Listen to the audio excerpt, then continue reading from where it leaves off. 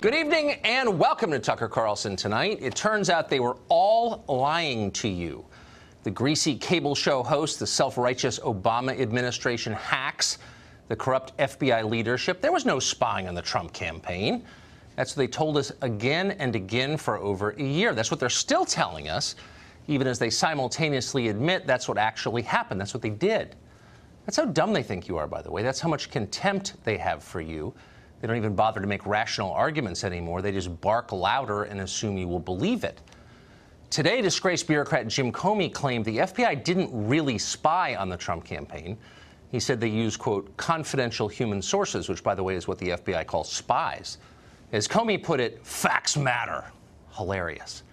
But then Comey turned serious, or as serious as a buffoon can. Spying on the Trump campaign, he said, was, quote, tightly regulated and essential to protecting the country. Comey went on to point out that asking any questions about any of this will, quote, do lasting damage to America. In other words, hey, serfs, shut up and obey. We could go on and on, but you've been watching television lately. You know what lies they're telling. Joe DiGenova is a former U.S. attorney for the District of Columbia. He joins us now. So the ironies in this, Jim Comey beginning a tweet with facts matter, are self-evident. But to the specifics, this spying, this use of confidential human sources, is tightly regulated.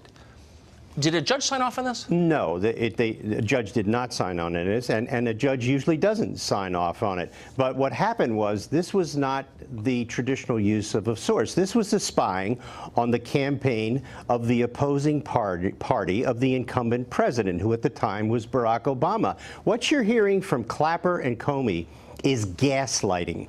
This is Charles Boyer talking to Ingrid Bergman, trying to make her think all the things that she sees in front of her are not real. They are lying in a most unbelievably brazen and insidious way.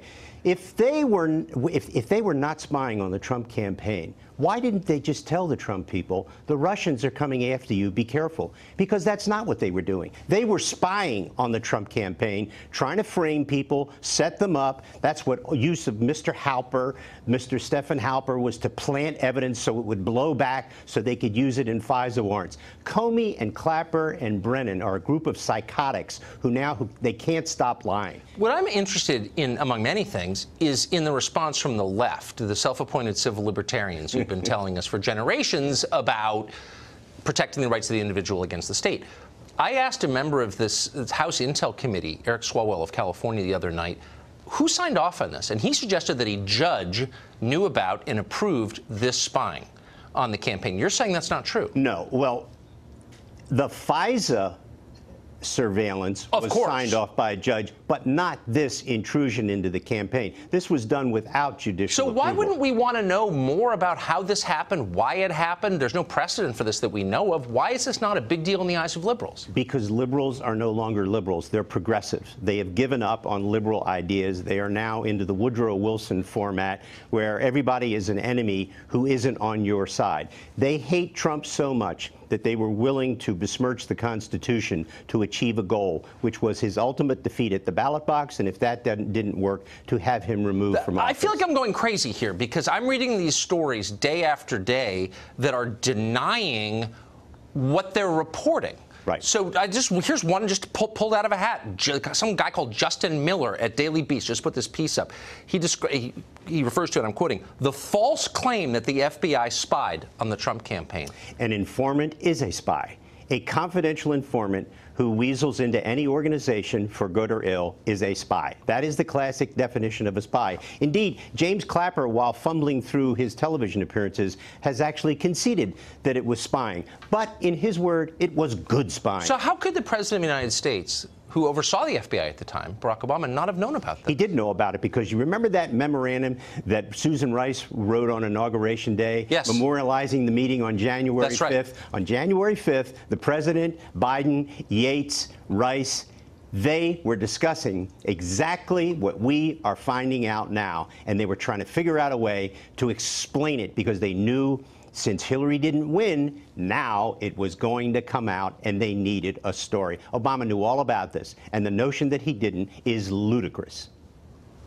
It's shocking to me that nobody sees this as a terrifying precedent going forward, that one administration suspicious of its political opponents would use our most powerful law enforcement agency to gather information on them. Do we really want that to be the precedent? We do not, and what's tragic about it is in the course of doing that, they have destroyed the FBI. It will take a generation for the FBI to return to the respect of the American people that it deserves. James Comey, who says he loves the FBI, has actually slit its throat. It sure seems that way. But you know, Joe, facts matter, says Jim Comey. They do. A liar. Thank you. It's great to see you. Michael.